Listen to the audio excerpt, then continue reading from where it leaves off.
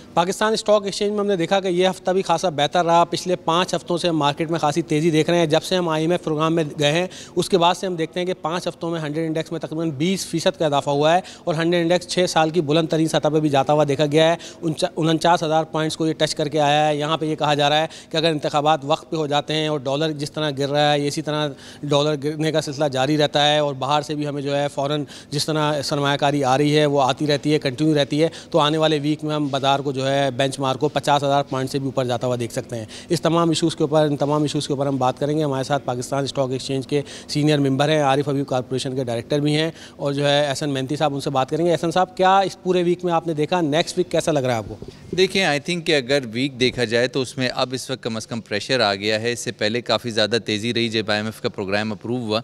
अब इस वक्त जो इशू है वो इस वक्त हम देख रहे हैं कि जो टेक्सटाइल एक्सपोर्ट है उसके अंदर 15% की जो है वो कमी आई है। इसके अलावा अगर आप देखें कि ट्रेडिशनल पाकिस्तान का जो डेटा है, काफ़ी ज़्यादा पॉलिसी रेट के बढ़ने के बाद कॉर्पोरेट जो अनाउंसमेंट है, अर्निंग अनाउंसमेंट काफ़ी वीक आ रहे हैं लेवरेज स्टॉक्स के लेकर।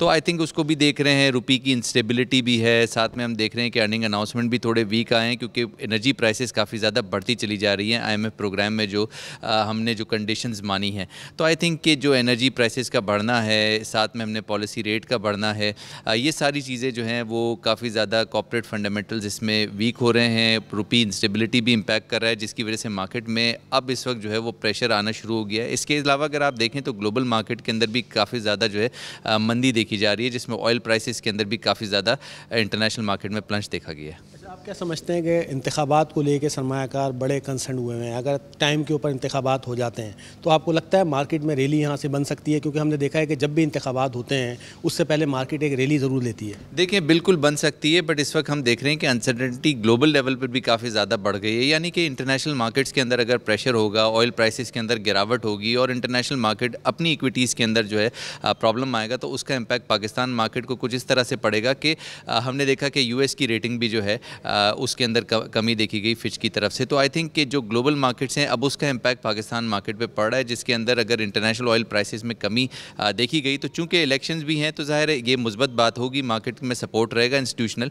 बट इस वक्त हम देख रहे हैं कि ग्लोबल मार्केट का इम्पैक्ट पाकिस्तान मार्केट पर ज़्यादा पड़ रहा है। बहुत शुक्रिया आपका। यहाँ आपने देखा कि इनका यही कहना था कि ग्लोबल मार्केट बहुत ज़्यादा मार्केट को मुतासिर कर सकती हैं आने वाले वीक में। अगर वहाँ पे थोड़ी सी बेहतरी देखेंगे और इंतखाबात वक्त पे हो जाते हैं तो फिर हम देखेंगे कि अगले वीक मार्केट जो है उसका बेंचमार्क 50,000 पॉइंट्स की हद भी अबूर कर सकता है।